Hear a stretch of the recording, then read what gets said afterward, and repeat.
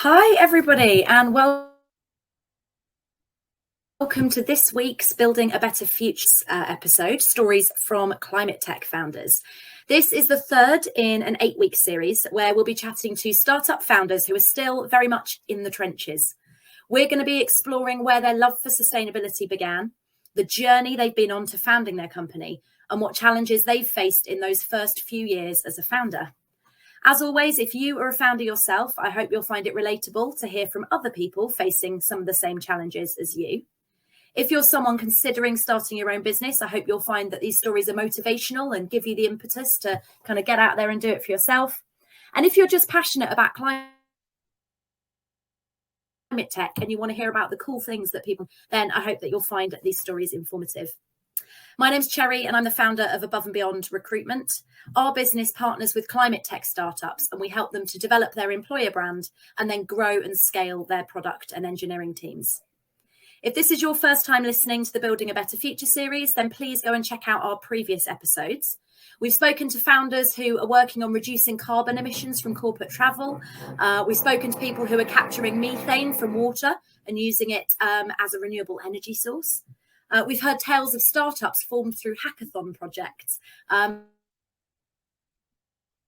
people who've developed their business through the Carbon Third Venture Builder. So you can find all of those video recordings on my LinkedIn profile and also on the Above and Beyond YouTube channel, and we'll share the link to that in the comments. There's also a podcast version now for anyone who prefers to listen on the go. So today we are joined by Bertie Peters, who's the co-founder of Alectro. Launched in 2019 with his business partner, Tim, Alectro is designed to be a virtual sustainability officer for your business. Their platform helps businesses to calculate, reduce, and communicate their environmental impact, and it empowers the employees within an organisation to drive change from the ground up. They're only 2 years into their journey, and in that time, they've partnered with some really exciting clients, Hudson Bank being a great example of that. And in the last few months alone, they've been listed by Business Insider, Sifted, and Startup Basecamp as one of the top climate techs to watch in 2022. Bertie's actually joining us today from the Tomorrow Matters conference. So I'm really honoured that he's taking a little window in what seems like a really kind of packed itinerary to come and join us. So welcome, Bertie, and thank you so much. Absolute pleasure. Thanks for inviting me along. And great to be able to join you and share the story. Perfect. So I'm going to start off, as I always do, by kind of going right back to the beginning of your journey, if that's okay, and taking me back to kind of those early years. And if there was ever kind of any inkling or those kind of where the seeds were sown, I suppose, at an early age of either a passion for sustainability or a kind of passion for entrepreneurialism and wanting to forge your own path. Can you kind of identify where you think that might have come from in your life?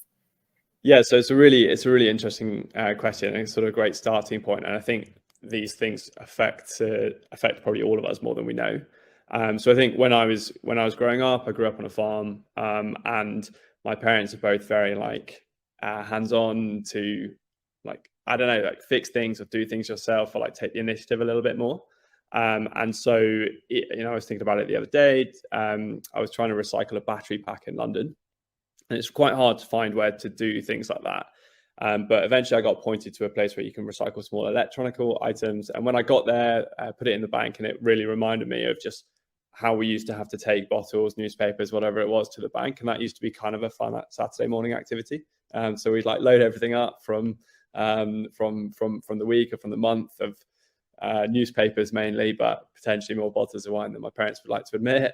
And we'd go and drop them off, and it was quite good fun. So those sorts of things, I would always fix things as well. It's just small things like that would actually probably inform quite a lot. And then in terms of sort of actively pursuing sustainability, that was actually towards the end of school. So I was studying one of my levels. I studied chemistry, and it's quite kind of amazing. So this was 2010, and the syllabus had a tiny focus on climate change, and that's when you think actually things have moved quite a lot forward. So climate change now actually features a lot more in syllabus.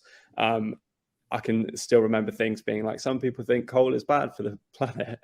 This is in the syllabus, and you're this is crazy that this is that's existed. And I think from that point of view, I was really interested in the technology side of things, like harder technologies and new innovations. So like hydrogen economy was something I was like super fascinated by, and that's just got my interest peaked, and I started exploring it from there. So it very much came from a sort of clean energy point, and then has sort of transitioned partly, I think, through my career, just like working in tech, and into sort of how we are today with this SaaS platform, as you pointed out, the virtual sustainability officer. That's really unusual then, from a kind of upbringing perspective, you know, your parents kind of taking you to do the recycling young. I suppose back then that would have been fairly unusual, I suppose, to a point. Maybe, yeah. I mean, it's really interesting to think about, because you obviously don't know anything different. That was just, I think it was probably part of, you know, my dad would take me to like football practice, and then that was probably what I had to do to earn that lift to play football or something. So, but yeah, it was just a big part of it, and I think that, you know, they've always been pretty into. I mean, again, my dad is like a very hands-on guy, and it probably initially came from a point which was more, he liked to sort of be doing something, or like be out in the sheds in the workshops, rather than maybe from a sustainability point of view. But even that, like, he would always be very aware of it. My mum would as well, and they would definitely have brought us up to sort of think a little bit more like that, and to be a little bit more aware of things. So I think, yeah, probably affected quite a lot, and was part of that. Obviously, better to be on that side of history coming at it too late, but maybe luck, maybe judgment, who knows. Yeah, no, that's amazing, and really, really important that those kind of early experiences kind of inform what's important to you and your values as you grow up. And that bit about kind of him being in the workshop and being really hands-on, I mean, where do you think that kind of work ethic has come from? Has it come from watching that, do you think, or are there other kind of role models that you've had in your life that have inspired you to believe it's possible to forge your own path? Yeah, no, I definitely. I mean, I think that more than anything, one of the most fortunate things to think about my upbringing. My parents were always like super supportive of what I wanted to do, and so, you know, they always made me think that it was like possible to sort of achieve something, and like, why couldn't it be me that set up this company, or why couldn't it be me that made this change? And which is awesome, and not saying that other people don't have that support, but they would always really push that. So they've always just said, yeah, you know, do something that makes you happy. I think I'm like really lucky that my like passions and to do with sustainability, but also really fit sort of that academic and knowledge based stuff around data, and like the fact that I can merge those two into a day job is awesome. So like bit of both, but yeah, definitely like always super supportive, and just said, you know, get on with it. I mean, they forced me to work really hard. So it wasn't like they did like push really hard to make sure that I tried to you know, yeah, did as well as I could do, but they would always support those decisions as well, for sure. Well, there you go. That's a nice balance of having somebody that kind of supports you and believes in you unconditionally, but also a bit of the stick to make you work. There was that definitely existed, yeah. Belief alone won't get you there, right? Okay, perfect. And so talk me through that kind of educational piece, because it was at uni, right, that you met Tim?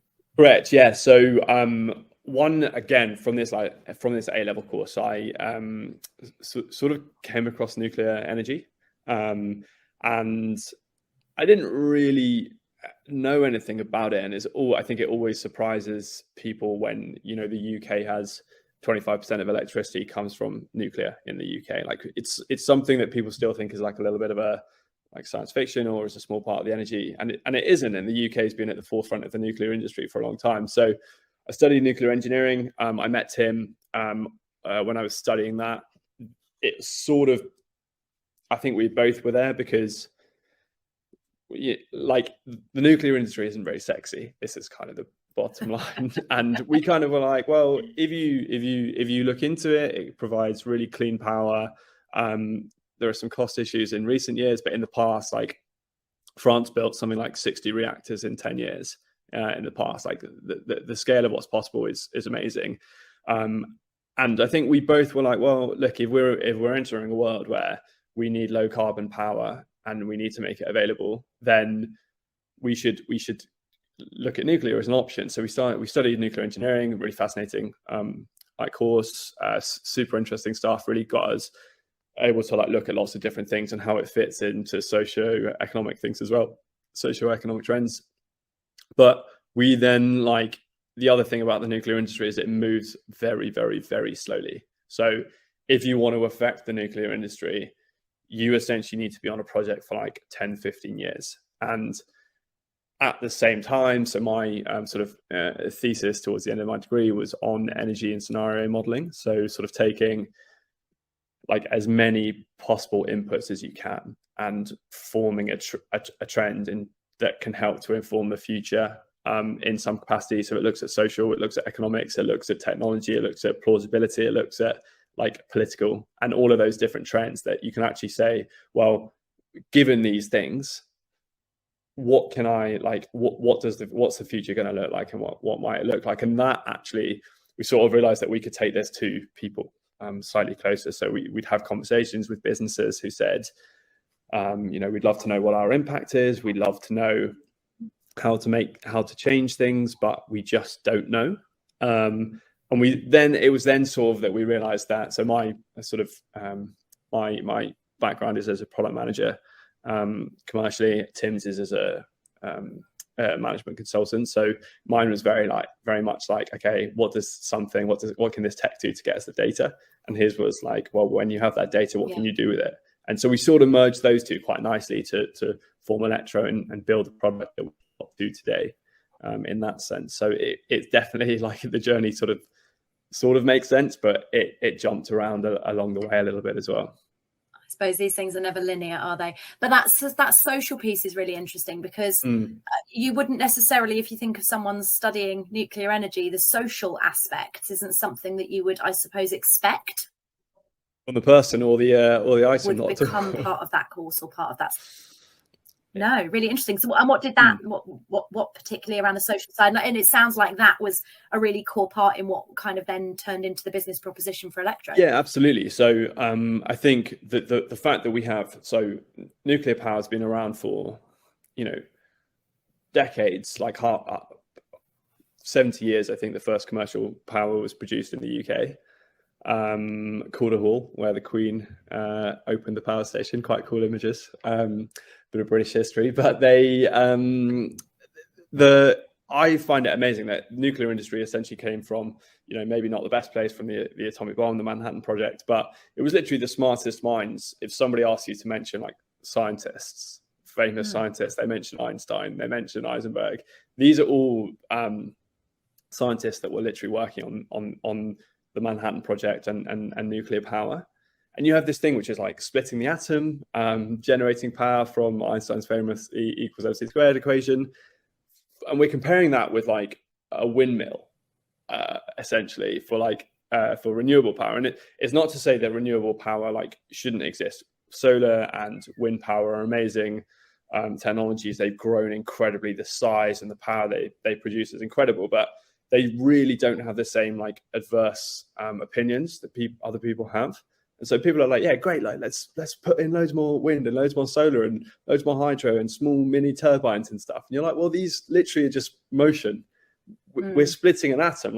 Nuclear power is, in my opinion, is this next level power generation that for some reason hasn't been really widely adopted. And one of the big reasons, I know that there's discussions on waste, but won't get into it because we'd be here for the next 24 hours. But a lot of it is public perception and that risk assessment, or what people like or what people don't like, and so on. And so the social aspect for nuclear is an enormous part of it. It's always been a barrier politically. It's always been a barrier in terms of what anybody would like to support. Obviously, nuclear power is probably always going to be linked to nuclear warheads.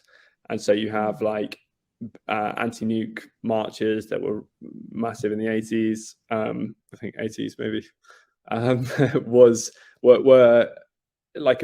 a massive part of it, and you kind of can't escape that. So long-winded way of saying, it's really, really linked to the social aspect. And the other side of it is that you can't just tell people what to do. And I think it's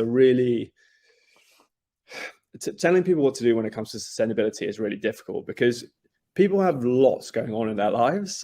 Everyone has other things to worry about. They have more important things to focus on. It doesn't make them a bad person that, you know, sustainability is not at the top of that agenda, and you simply cannot expect it to be like that for everyone. So despite the fact that, you know, there's this fairly wide recognition that we're in a climate crisis, that we're in a place where everyone needs to impact, and there needs to be an impact from all corners of society, you can't just make everyone do that. And so I think when we were thinking about that, and when we were thinking about implementing changes into our into the virtual sustainability officer, we have a big element of employee engagement in there, but we wanted to make it as sort of encouraging as possible. It's not just about forcing it down someone's throat. It's about saying, well, look, here is some help if you want it.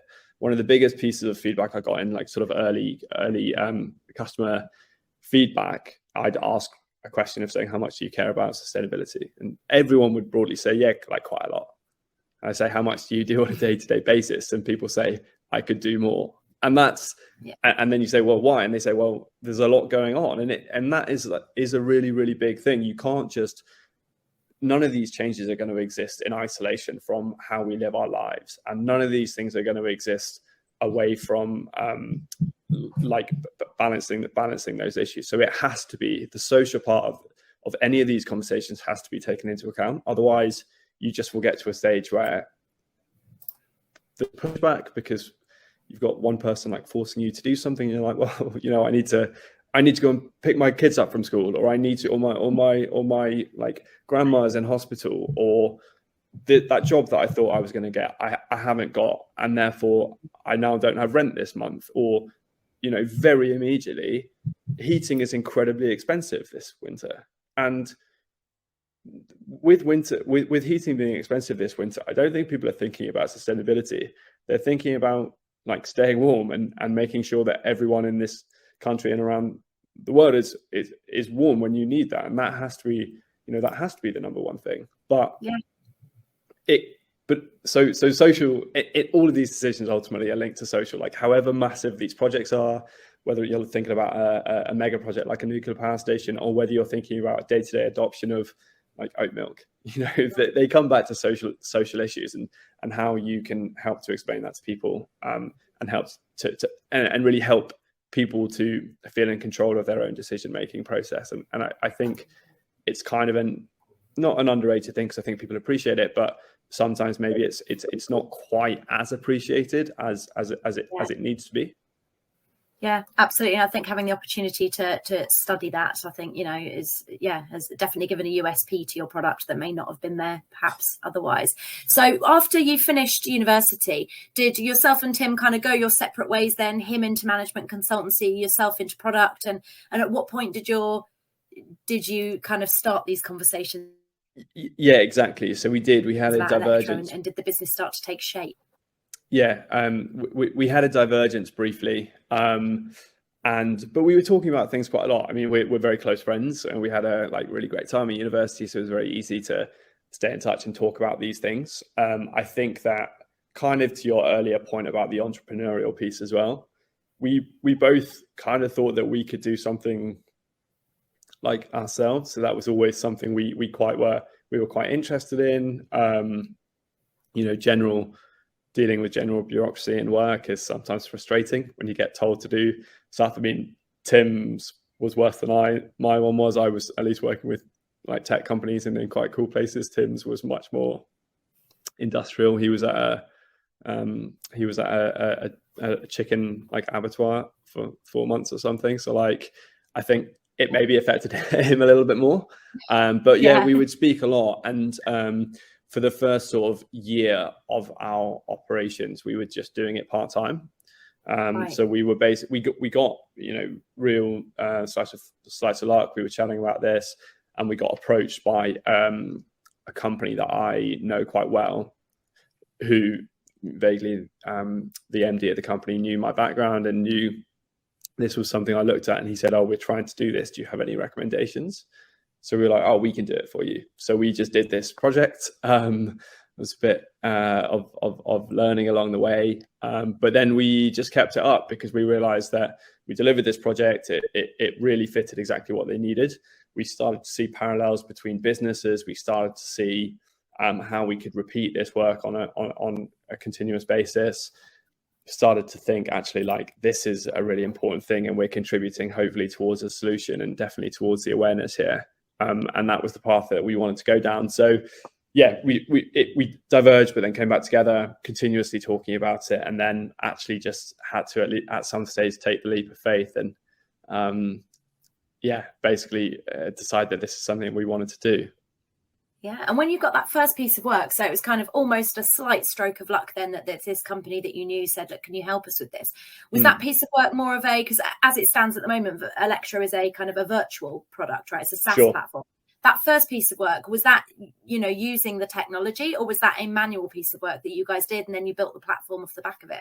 Yeah, so the latter. So we actually thought that you could do consulting on this because we thought every single company would be a different use case, and we sort of thought that every single company would have ins and outs. And actually, we realized that wasn't actually the case.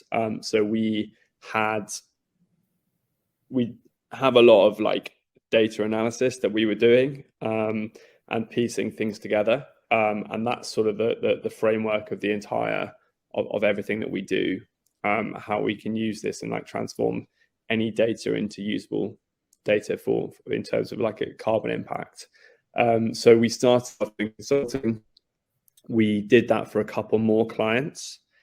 And then it was kind of when we realized that actually there isn't very much difference between most companies. It does fluctuate, but also we learned a lot, and that's when we got much more into the social side of it as well.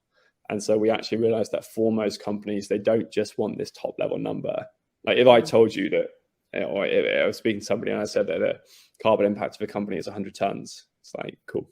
Like it doesn't really do very much. And it's actually much more to do with, okay, well, where do we want to be? Are we engaging not just on a carbon level? Are we looking at other elements of like biodiversity? Are we addressing what other like employees want in this business? Are we looking at other problems here? Are we helping and to educate employees in our business? And we realized that was a really nice piece. So then that's when we actually went out to try and put together a business model to get some funding for the business, which we so that was towards the end of 2021. I don't remember what year it is. So we started doing that. It actually took us quite a long time to do the funding because basically first time founders, we didn't really know what we were doing, and first time sort of raising money, having conversations and that sort of thing. So it took us quite a long time. We had a lot of calls with people. We hadn't really defined our messaging very clearly. So we did that, but then that was the transition. It was like, well, it's tech from here. Like we were in a great position to learn from that. And actually, I sort of think that those years of consulting on it's about a year and a half of doing those projects sort of part-time and then moving to full-time, we learned so much from that if we had applied a pure tech model to it straight away, I think you'd miss quite a lot of those things. And I think that so we feel like we're in a stronger position because of that, and we feel like we're in a better place to be able to talk into some of those nuances as well, that we can generate these actions and insight automatically, but only because we know that actually this is different in this company to the other 10 companies that we've just done this analysis on as well, because that will flick out. So without knowing those things and without going through that process, it would have been quite difficult to do. And certainly, as I mentioned, I don't think we would have looked at the social and sort of individual employee element of it anywhere near as much. That was it. That's how it sort of came to fruition, really. Fab. So time really, really valuably spent then, and then insights that you kind of gained from that have kind of informed how the company has then evolved, how the tech platform's been built very much with the customer in mind. There, insights that you've derived directly from them. Exactly that. And I think, my background, my sort of product background is that you need to make sure that you're building something that people are going to want to pay for and that actually gives them value. And I think that the first sketch of what Alectro would look like is quite different to what it is now. And there are some key points that we think that we do like quite well, because we've had conversations with people. They've come from very real world feedback, really, without an agenda associated with them. So it wasn't like, again, give somebody something and they say, great, thanks for this. It was more like, okay, these are the conversations that we're having. What else would be useful? What would be valuable for you moving forward? What's that direction of travel? So all of those things have definitely really informed what we've built and what we're now, taking to market. And that fundraise then, so that first fundraise, you said you had no experience of fundraising before, and that going through that process taught you a lot about how to position your message and you know, your value offering. So talk me through how you approached that kind of funding journey. How did you even learn about how to approach it from the start? How did you line up which VCs you were going to go and approach, and talk me through that whole journey? Yeah, so we I was in Portugal. It was the bank holiday of the 2020 summer, the August bank holiday, where basically everyone was holidaying in the UK and I hadn't sorted anything out. And then right at the last minute, Portugal got taken off the red list. And so I was like, amazing, go to Portugal. So I went over to Portugal to see a friend who was over there. And he is somebody that I worked with in the past at some other tech companies. And I was just chatting to him about it. And he was like, yeah, just go and do some SCIS stuff to get some advanced assurance and take that. And I was like, what is SCIS? And he was like, you should really know this. But then started talking about it and looking into it. That obviously then directs, I suppose, who we would try and get in touch with. It really directed us to what we should be including or thinking about. We put together a first pitch deck and sent it through to probably not the best reception from a few VCs. But again, we learned with that. I mean, I think that the absolute number one lesson that I've learned from this entire process is that you can kind of fix stuff if you get it wrong.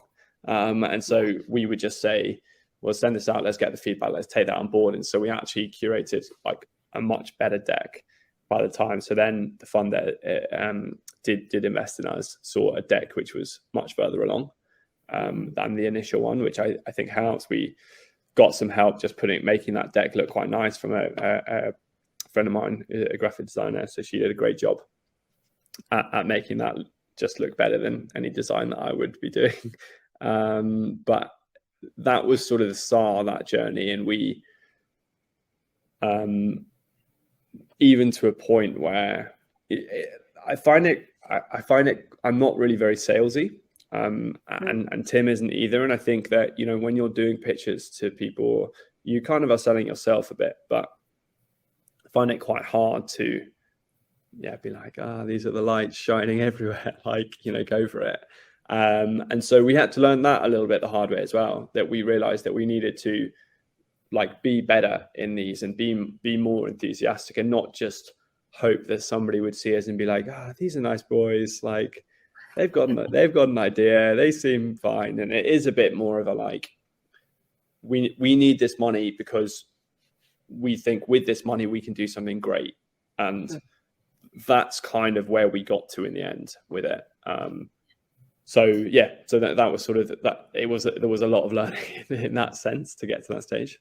And did you get any external kind of support from people? And like you said, you're not a natural salesperson. That's not Tim's background either. Did anybody kind of help and support and coach you in that presentation piece and how to pitch? They did, yeah. So we had we sort of searched our network quite a lot to do some practice pitches, which in themselves are some of the most uncomfortable things, pitching to a really good mate and pretending that you've never spoken to them before.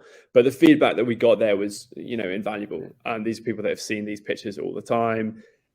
The message is, it's very easy to get wrapped up in what you're delivering. I think when you do it every day and you know the product inside and out, and you know the you know all the benefits, you know all the nuances and the trends in the market and how we're addressing all of those. If you've never seen that before, it's a very different prospect. And so it was just things like that people said, look, I vaguely know what you're talking about because I've seen it before, but you've got to assume that I don't know this. Right. And so we learned an awful lot from that. And so to say, because, you know, you don't get the funding on the first pitch, right? You get the funding through how you then go through it, but you need to get around that first pitch. And so we got some amazing help from people. I think, you know, networks are just incredible. I try really, really, really hard now to, you know, answer and help as much as I can when people come to me, because I think we just got so much help, and people were so generous with their time. So trying to really, really like pay that back as much as I can. So yeah, we got some great help from people, really invaluable. And also sometimes just it would throw up questions that we hadn't even thought about or anything like that. So kind of as silly as it seems, just doing those practices are just so vital. And we were just definitely much more practiced and much more polished when we were speaking to people then about things. Yeah, I think people, you know, when they're first time founders and they're going out and starting that kind of fundraising process, are almost quite nervous of the no's they're going to get, you know, or I'm scared I'm going to get. So it's really nice to reframe that and think, actually, no, it's all those no's that honed the pitch, that made it better, that, you know, really helped you reframe and reposition more clearly what your business and what your product was. So actually you should kind of welcome the no's, right? Because they're what build it.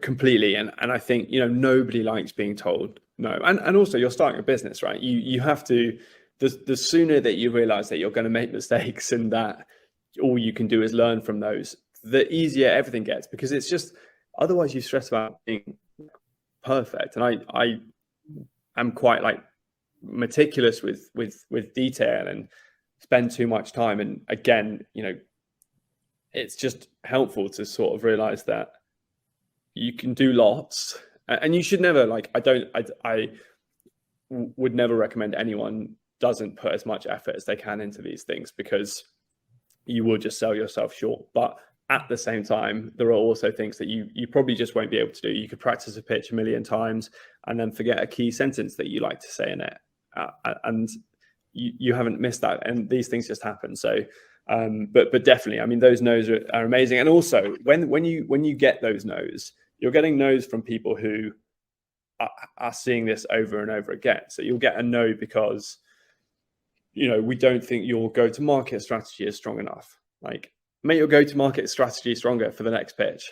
It's like all these things they're telling you, so that eventually when you do speak to somebody who says, really like this, hopefully that's because they've said, because you've been able to hone that really nicely.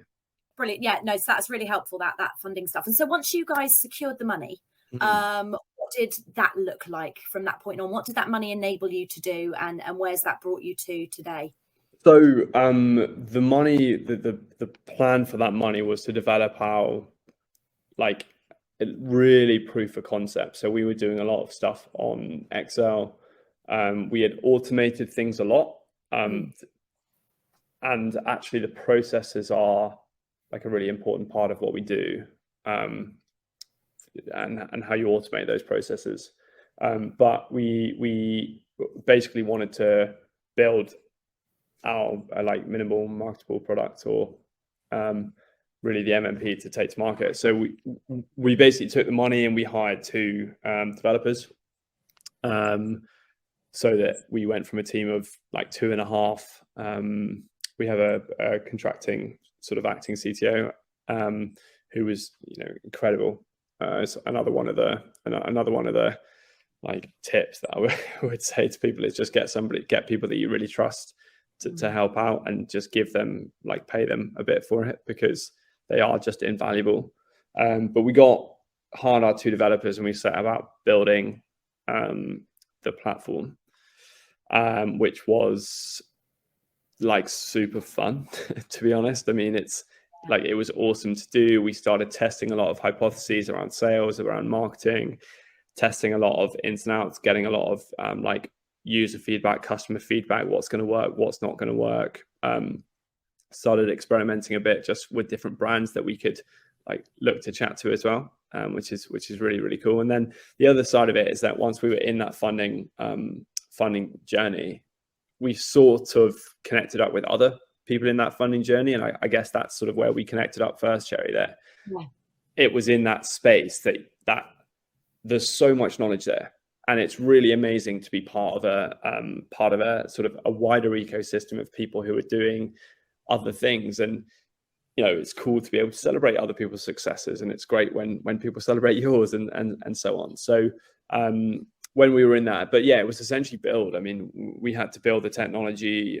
We actually ended up totally getting rid of our proof of concept platform because we just thought it was not really where we wanted to go.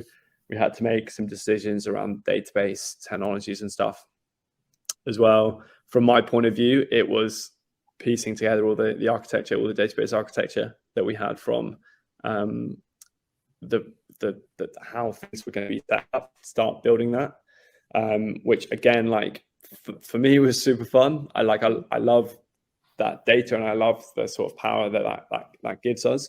But we got really lucky with the two people that we hired. They like just totally excelled in everything that we thought they'd be able to do. They've been like amazing at creating this great culture in the business, and like really cultivating something a little bit different.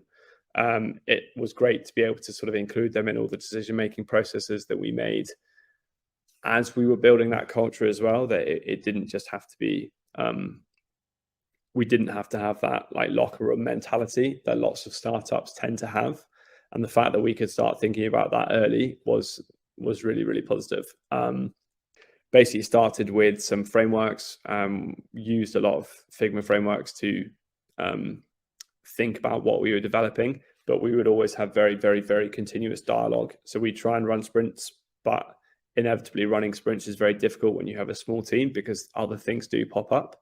But by just running those sort of pseudo sprints, or getting to a stage where we could run those sprints, it meant that we could actually learn a lot together. So front and back end knowledge that we had in our developers really helped then for me to be able to piece together what that database looked like and what the functionality of that database needed to be. So we basically took that forward, and we continued to build out our pipeline of clients. Tim did a great job in actually taking that forward. Again, we saw that as a real opportunity to just really learn how companies worked. The aim of the game for us is to understand how we can streamline this. The reason that we call ourselves a virtual sustainability officer is ultimately because that's what we want to be. Most companies are not going to have the time, financial or otherwise resource to be able to do this in-house themselves. And so what we can do is we can actually go beyond simply just saying, here's your 100-ton value. And we can actually learn a lot more about what they do as a business and how that transition to net zero is really going to affect them. But by learning along the way, we were actually able to, automate an awful lot of that as well, which has been really positive. And then I think from that point of view, or from there, we were able to release our MMP back over summer. So really our beta product, which we have been, got quite a good reception from our clients. Sped up the process to do this so rapidly. We've been able to build some slightly more innovative stuff in terms of sort of natural language processing algorithms, and in terms of like regression analysis as we go through it as well, which again, we use to essentially take the admin burden out of this for individuals. So it's been a pretty powerful journey in that sense, and the way that we've been taking it forward from that place. We've had to be really dynamic and really agile with it, because otherwise we wouldn't have been able to get to where we have got to. What we managed to build, one of the things which is super important for us, or was super important for us, was not outsourcing that work, that dev work, and actually having people in-house that would learn and allow our entire build ecosystem and our sprints and our mistakes. They were mistakes as a team. We would build stuff, and we could mock stuff up really quickly. Some things would work, some things wouldn't work. But having the capability of that in-house was like really powerful, because things would essentially change quite a lot, and we would find some issues, and we'd be able to rectify that, like with the database structure that we've had has been really dynamic as well, and has been quite flexible. Again, through sort of a recommendation from the CTO figure that I was speaking about before. He basically said, "I would do it this way," and that's been a massive help. We wouldn't have been able to be as flexible if we didn't have that. But then, even from that point of view, to be able to be like this, me in that sort of data architect role, and sort of product role, then developing front and back end with our dev team, the three of us would just be in such constant dialogue. And then the fact that we have Tim sort of building that client base, building that pipeline, getting feedback, really understanding those processes was like a really, really powerful combination. And I was saying, like, we didn't really do sprints as such in a sort of weekly basis, because like that's probably a bit too formal for where we needed to be at. But we did try and do that. So we tried to put like as many of those processes in place. We'd build things and we'd be able to retrospectively go back to them after, because they were like almost compartmentalized, which was again like just a really like good tech way to build those things. So yeah, having that team in-house, I mean, they totally exceeded expectation. We got super lucky with them. They're great people to work with. So yeah, all really positive. Has enabled you to be so much more kind of nimble and reactive and totally. kind of pivot according to customer needs that it would have been if you had an outsourced function delivering that for you. Exactly that. And just, I mean, even to a point though, that one of the other great things about the product now, or when we got when we completed the funding round, is that we knew what we were building. So previously people would say, our companies would say, "Can you do this for us?" And we'd say, yeah, we'll do it. And we could do it, but it would be a distraction from what we were trying to achieve. Whereas now we're much more like, well, actually, this is what you want. You should use this product, and you will go on that same journey that every other company we worked with has been on, and you'll be in a much stronger position from that in a year's time because of that. So that's helped us as well to say, you know, to be more confident in what we're delivering, that what we're delivering is the right thing for most companies at that stage, rather than doing, you know, a little bit more ad hoc stuff. Yeah, building that confidence, that's really important, and being really certain, you know, being really sure of your service and what value it's offering, for sure.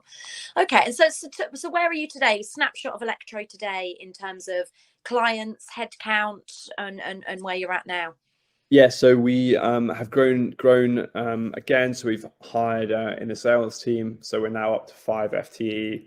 Our plan is to get to 20 by the end of next year. We're up to we're like hitting revenue milestones now. Our burn multiplier is pretty good as well. So we're going we're looking at investment for seed at the moment.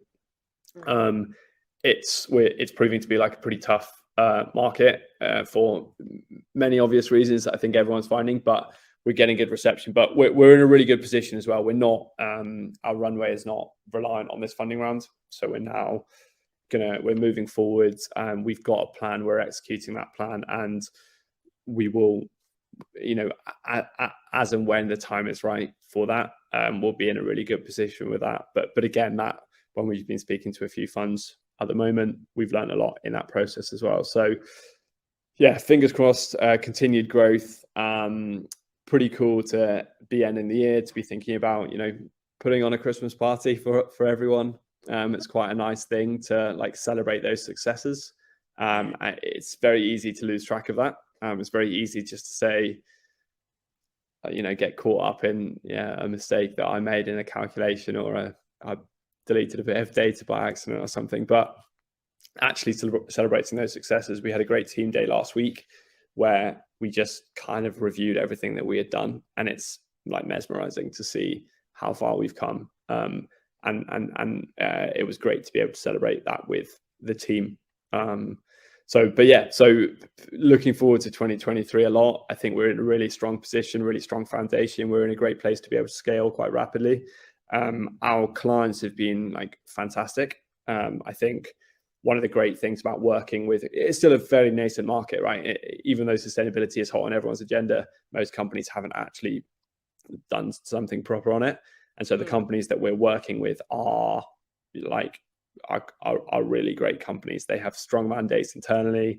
They are run really well. That it's not just sustainability; it's like D&I and everything else as well. It's just like really strong from what we see. So we love working with these clients. They teach us as much as we can teach them a lot on the sustainability. But they also teach us an awful lot just about what companies should look like. So looking forward to just learning a lot more from those clients as well, and continuing to provide our solution to help them as well.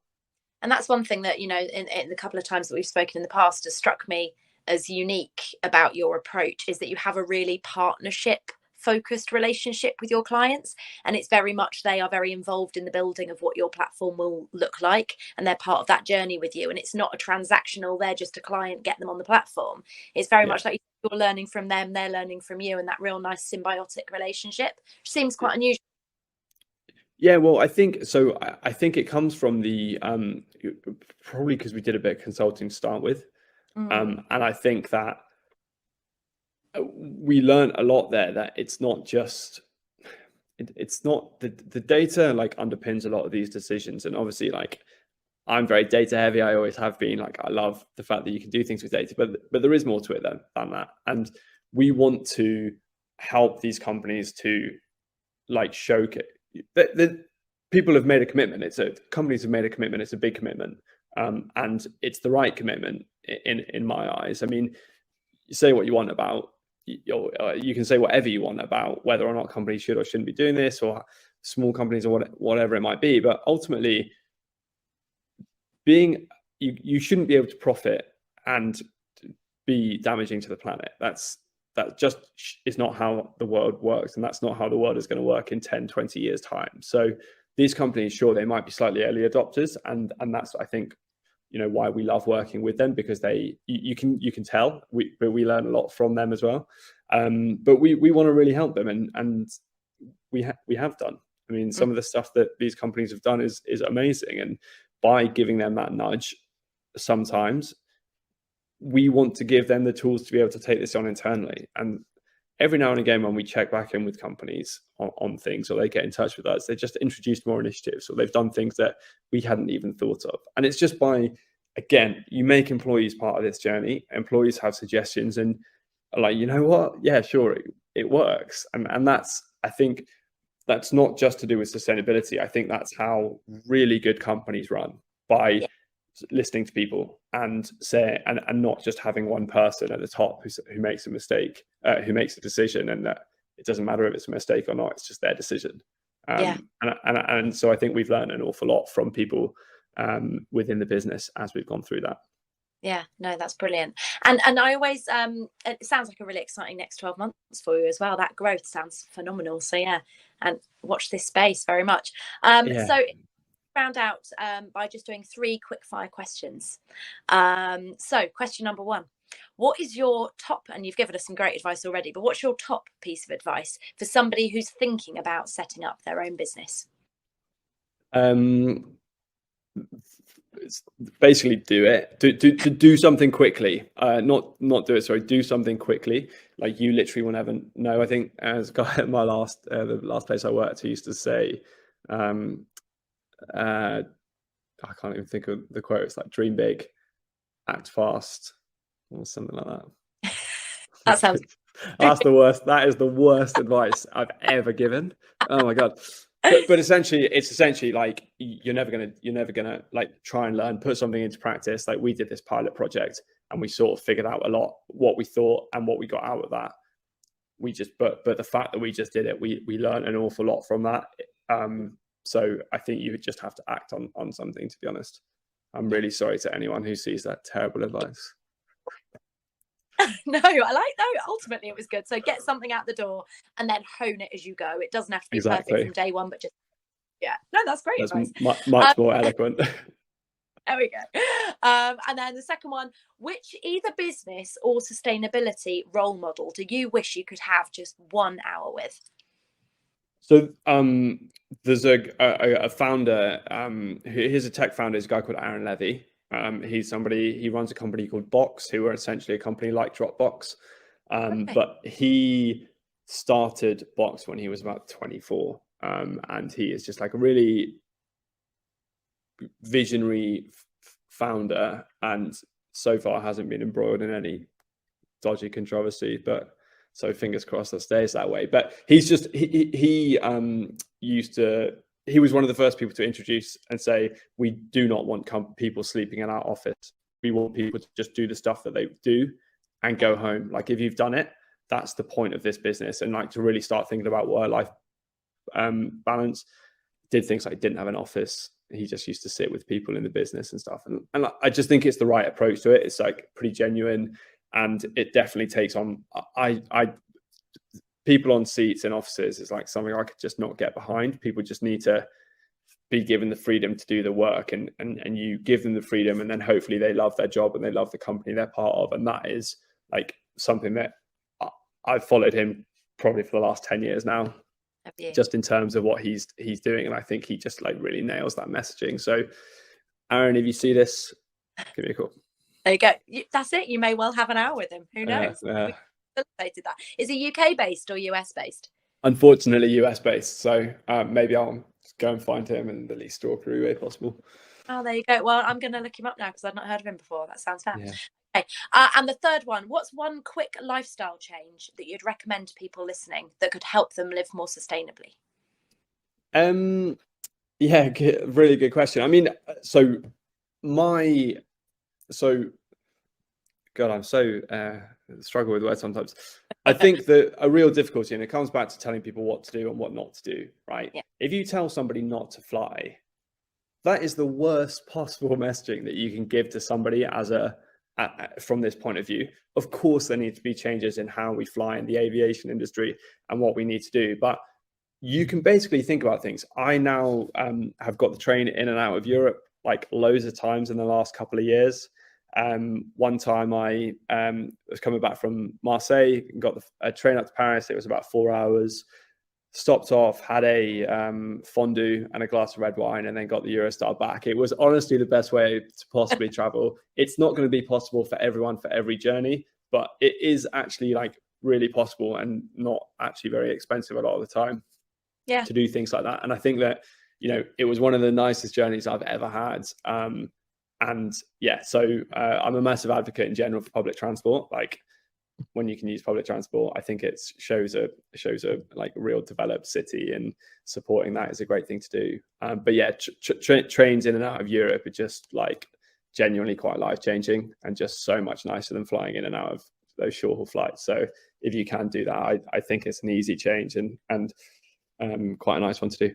Yeah, absolutely. I agree. My partner and I got the Eurostar a few years ago to Paris, and as we were sat on the train, we just thought, isn't this a much more civilized way to travel? I haven't heard anywhere yet. This is actually quite lovely.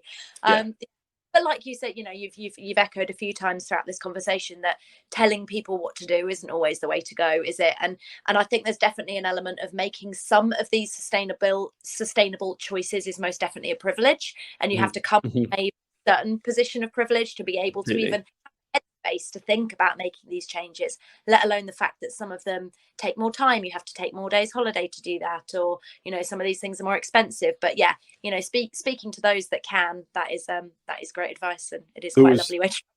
Yeah, and just, I mean, just touching on that really quickly, a quote that stuck with me from so long ago that I listened to on a podcast, and it was with the director of the Indian National Grid, and it was like an economist podcast, and he said the host says, why in a country with like more solar irradiation than anywhere else, why don't you just build solar? And the guy's response was just like, we're trying to connect the like population up to electricity. We don't care where it comes from. And it's like, it's very easy to get lost in that and to lose track of the as you say, the privilege that we make these decisions on. But all of these things do help and sort of help to drive towards this change in transition and behavior and stuff. And like, a lot of those things are not from like my point of view, or from like some of these decisions we can make. They're not massive changes, but they can be really good. Yeah. Okay. Perfect. Well, look, thank you so much for joining us today. That's been absolutely brilliant. There've been some really interesting bits of insight there, some really valuable stuff there for people that are either thinking about making the move, and hopefully this will give them the get up and go to just go out and do it. And even like yourself and Tim did, if that takes a slightly different form to start off with, or if you do it part-time whilst you really kind of get the money behind you, I suppose, to take that leap of faith and do it, then hopefully that will give some people the motivation to do just that. So yeah, go and enjoy the rest of your conference. Thank you so much for spending that time talking to me. Thank you so much for having me. And also, as I said, like if anyone does want to reach out, then please feel free to. I'd love to be able to like maybe give some slightly more eloquent advice than I did through that. So yeah, we'll see. But thank you so much for having me, and speak to you soon. No worries. Absolute pleasure. Take care. Cheers, Sherry. Bye-bye.